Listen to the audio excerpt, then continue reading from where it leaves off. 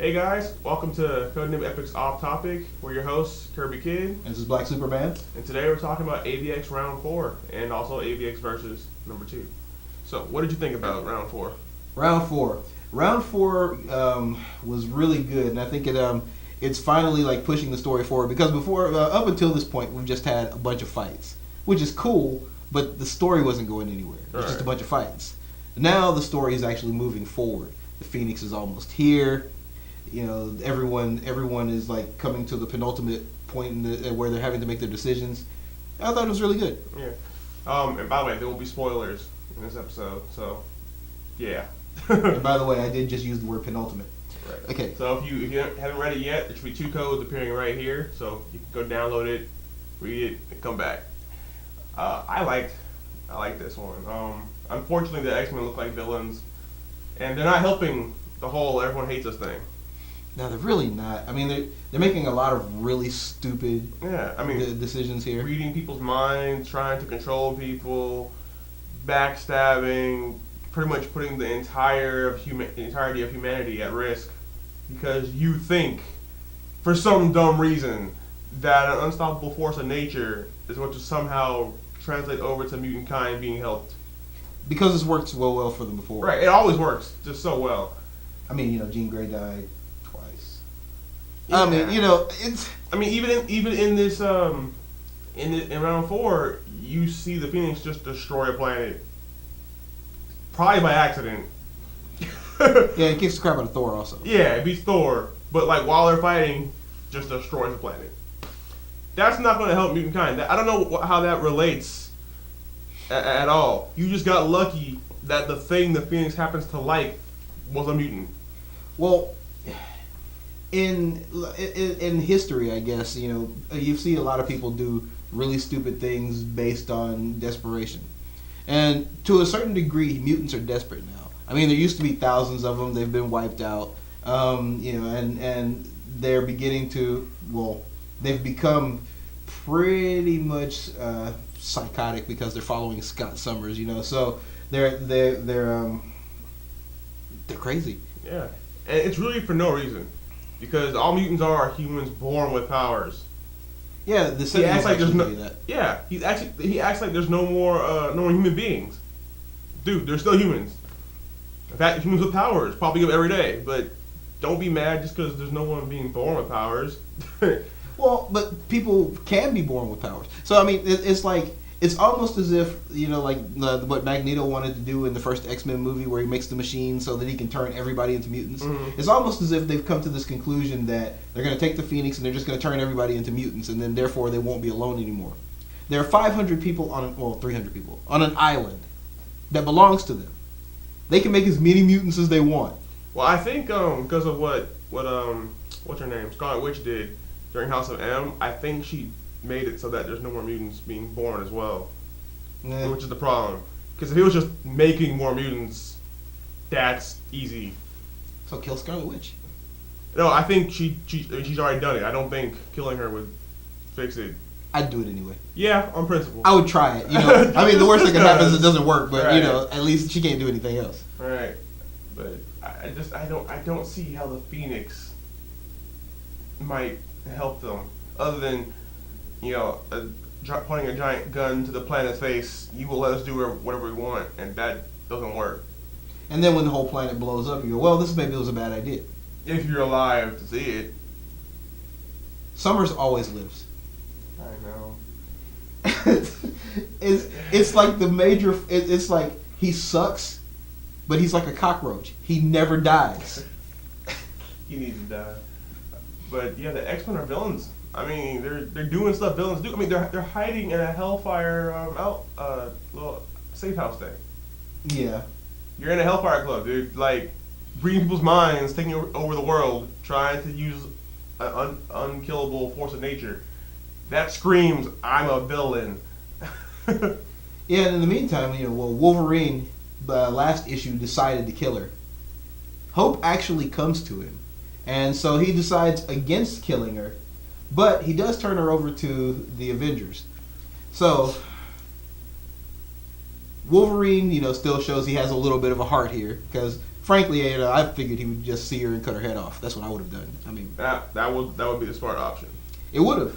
Instead, they takes her to the moon, and the Phoenix shows up. Now, we have to wait 3 weeks to find out what's going to happen from there, and I'm a little pissed off at Marvel about that. Yeah. It's not even a problem. Like, it's not like they're going to be delayed. They tell you at the bottom of the thing. It's going to be 3 weeks. But I want the X-Men to lose. They're villains. I mean, Scott just showed up with ex-villain Emma Frost, the Juggernaut, and Magneto. Yeah. That sounds a lot like a villain lineup. I'm trying to support the X-Men. I really am. No, don't. But the more this goes on, the stupider the X-Men look. Yeah. Don't make bad life choices like Scott Summers. Don't be Scott Summers. But yeah, it's dumb. Now, something interesting though, if you read some of the other tie-ins, you find out that there may be more than one person capable of holding the Phoenix Force.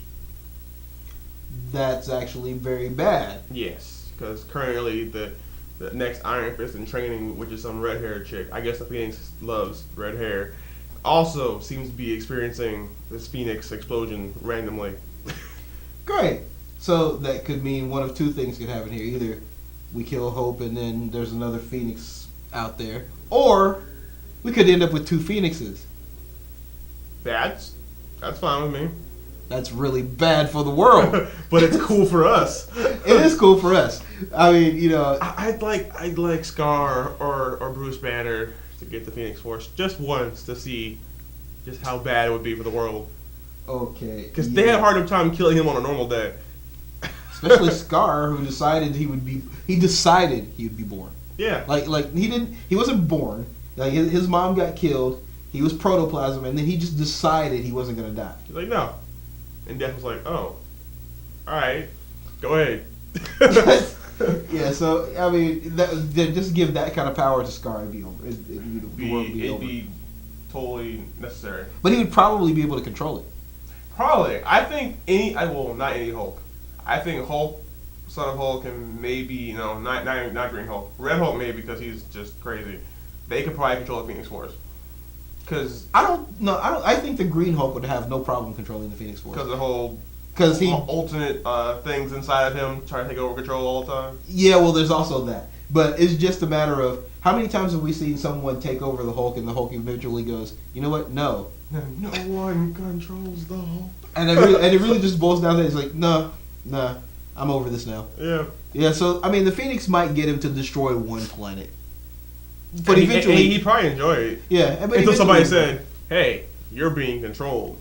And then you go, yeah, nah, this is over. I think Devil Hulk could probably just eat the Phoenix Force and just absorb it. And then we finally get to see it. You're obsessed with the Devil Hulk. Well, I want to see it. Like, I haven't seen the Devil Hulk. They talk about it, but they've never actually shown it. They've shown him once. What, in the video game? No, inside Bruce Banner's psyche in one comic book, in like Hulk 490 or something like that. Was he out in the real world killing people? No. See, there we go. See, I want to see that. Like, he was about to emerge, and then the two Hulks, the Grey Hulk and the Green Hulk, attacked him because they had to keep him back. Yeah. I want to see him out in the world wrecking stuff. Yeah, I mean, if the regular Green Hulk pretty much can destroy the planet, the Devil Hulk, that's a bad idea. But I like seeing unfair power combinations. Like Jugger Colossus. Yeah, and that's really wrong. And speaking of Jugger Colossus, okay, so the verses. Yeah, versus. This week's matchups was Jugger Colossus versus Spider-Man. I know. And also Captain America versus Gambit, which is a little bit more entertaining. Let's start off with Cap versus Gambit. Okay. Gambit is one of my favorite mutants. He's got a really cool power, he's got a lot of skill, and he's smug, and I love smug. Right. He's kicking the crap out of Cap for about half this fight. But Captain America's not paying him any attention. No, he's actually like running like plans with other people and talking to other people like while fighting. He's not even paying attention. Yeah, it'd be like if you were in the middle of a boxing match and you had two friends who were also boxing and you were telling them how to win their fights while you're in the middle of a fight. Right. And you're not really losing. You're just kind of not winning. Right. And then he blew up the suit and Cap gets up and was like, you have my undivided attention. And the fight lasted about what? Another like 2 punches. Yeah, 2 punches, and it was over. Pretty sad. Then again, Gambit decided to join Scott, so power down immediately. For everyone who's been following us, I've been on the X-Men side basically since the beginning. But from the beginning, I've said the biggest flaw we had was that Cyclops was the leader. Yep. Okay, so... And he's been given all these powerful warriors, pretty much, and he can't. Like pretty much, if I was in control, we would have won already. Yeah. I'd be like, okay, Magneto, Jugger Colossus. Yeah, pretty much. I mean, So anyone Magneto can't kill, Juggernaut. Well, the one smart thing that he has done, he being Cyclops, because I really hate saying his name. The one smart thing he has done is he hasn't killed anybody yet. Because that would turn the entire world's already against him. Right. But that would turn the entire world and every superhero, which basically the entire world, right, against him. So what he has done is he's managed to say, okay, we're fighting for something, so we're not going to kill anyone. We just want you to stay out of our way. Right. It's the only smart thing he's done. Right. Because otherwise, all he's done is pick the fight with Cap and the Avengers, which is basically every person with powers who's not an X-Men. Which is a lot of people. Yeah. A lot of powerful people too. and it gets bigger every day. Right. But there's one thing and they have a Hulk. They have a Hulk. Actually, they have several Hulks, which is pretty bad. But there's something we didn't talk about yet. Tony Stark is making a Phoenix killer. Yeah. They have something to kill Galactus. Now they're gonna kill the Phoenix. I don't foresee this being a good thing. I foresee it being a good thing. I don't, because the whole point of the Phoenix is death and rebirth, and every time it's been reborn, it's been bad for whoever it was reborn. Right, but unless this can kill it permanently. Yeah. And by permanently, I mean kill it long enough until Marvel decides it wants to do another Phoenix event. Yeah, because nothing actually ever stays. Nothing dies, no. Superman ruined that for us. Like the original Captain Marvel stayed dead until they brought him back, like a couple of years ago. And Jason Todd, the second Robin, stayed dead until they brought him back a couple of years ago. Superman pretty much destroyed the whole die and stay dead thing. He ruins a lot of things. No, he only ruined that. No. Back before 1997 or 95 or whatever it was that Superman died. Back before that happened, if a superhero died, you could pretty much count on him to stay dead. I mean, Captain Marvel died of what? Cancer?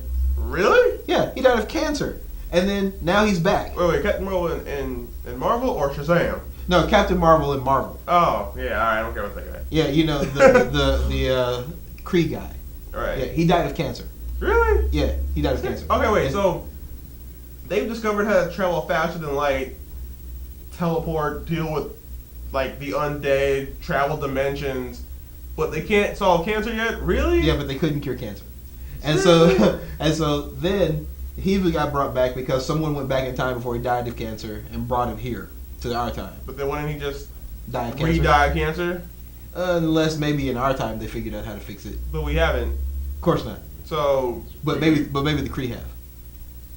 Okay, the Kree can't cure cancer? Really? Wow. Hey, that's almost as bad as being led by Cyclops. And then somehow, like Jason Todd is back and that he's the Red Hood or whatever. Anyway. Totally off topic. So. And you knew what you were coming to. Yeah. So, okay. So now, the best fight ever. Spider-Man versus the Jugger Colossus. So bad. I think that Jugger Colossus was feeling bad for Spider-Man, so he let him get a few hits in. Yeah, well, he actually told him, "I feel bad for you." I mean, he basically said, "You know what? Stop. I don't want to kill you." Yeah. And he really did. He's like, Yeah. "Stop. I don't want to kill you. Stop hitting me." What was like the logic? Because before he fought Jugger Colossus, all the Avengers who were there split up and took targets. Why would you give Spider-Man Jugger Colossus? You want to win this fight, or at least prolong it. Actually, I think they probably thought he's the only one who's a big enough idiot to do it. Yeah, they all ran very far away. Yeah, as a matter of fact, they were all, like they all started picking targets. They were like, okay, I got her. And then Spider-Man's like, so who's left? Oh, crap. Like, I'll be like, you jerks. You know, jerks. I can't fight this guy. But he tried. And he then tried. I mean, he gave it the old college try, but like he was just punching a brick wall that does not break, and also is super strong. And punches back. Right. Like, he literally just thunderclapped him and then grabbed him, like, in the neck, and it was like, dude, look at me. Yeah, and you know, Spider-Man has this problem with banter. He just keeps talking and talking. Well, if you've ever noticed, the harder his fights are, the more he talks. Mm-hmm. He's like babbling this entire fight. Well, I mean, to be fair, his brain is getting knocked pretty hard, so he doesn't know what's going on. Yeah. But at the end, like, I was kind of curious if they were gonna try and pull like a terrible win with Spider-Man, because he's like, if you're unstoppable, then I'll be unstoppable. And I'm like, no. Nah. You can't be. You really, I mean, your suit's already like half damaged after being hit like 3 times. Jugs is fine. Yeah. You know, it's funny because like when Spider-Man has fought Kane Marco Juggernaut, the few times that he's fought him, and the couple of times he actually won, you know, and he points out like he dropped him in some concrete, which, you know, Juggernaut couldn't move around to get out of. Dropped him off into the ocean. You know, he always came up with some reason. Like, he knocked him into a volcano once. It didn't actually win. It was not really a win. It's so much as he just didn't lose. Right. Yeah, but Colossus has a mind. Mm-hmm. You know, I mean, and he's been trained. Yeah, I mean, Professor X trained him in the danger room. This isn't Kane Marco who just walks through things. Right, because he's too arrogant. But you're talking about a guy who's been pretty weak compared to the rest of the universe for so long, so he had to think. And now his ultimate power. Yeah, so now he's a soldier with ultimate power. Right. It's like if you gave Cap the rune of Sidorak. That would be bad. That needs to happen. I mean, that would be great. That would be awesome. But that would be so bad Cap for every the rune villain of out there. Sidorak, Mjolnir, the Phoenix Force, and make him a Hulk. You could pretty much do all of those things except for making him a Hulk. Why not? Well, because one of the things about being a Hulk is you become a Hulk because you have some kind of rage. I mean, everyone who's gotten Hulk powers has had some kind of rage going on. Captain America is not really the rage type. He'd be the first one to be a Hulk without rage. He's Captain America. You can't deny him. That's true. Try it. Captain America, if Captain America decides to be a Hulk, He'd be a Hulk. Yeah, He'd he's Captain America. Bam. And he'd have full control first time. Yeah. And he'd probably still have his entire Captain America suit on. And yeah, right. And he would still be worthy to pick up Mjolnir. It'd be amazing. But yeah, that's how we feel about AvX Round 4 and AvX Versus, which is really funny. It's really hilarious. Know it, love it. Go see Avengers. Again, yes, go see it again because we only hit the billion mark. We need to hit at least 3. Yeah, we gotta get it past Avatar. And Yes. DC Justice League movie. That's pretty sad. You guys need to get yourself together. I mean, almost everyone except for Wonder Woman that's major has got a movie, and yet no collaboration. Maybe all the companies who own the different rights to every different part will be like, hey, why don't we just come together and make a few $1 billion really easily? Yeah, see, that's actually the one thing that Warner Brothers has over Marvel is that they have the rights to most of their to most of their characters. They just haven't done it. Now, personally, if I owned Warner Brothers, I'd fire them all. I think I know why they make bad choices. Their CEO is Scott Summers. That's the only way I can explain it. That actually makes total sense. Give the man everything, all the rights, all the access, and all the money, and he will still mess it up. That makes total sense. Cyclops is their leader. Yep. So, anyways, I've been Kerbykidd. And this is Black Superman. Thanks for watching, guys.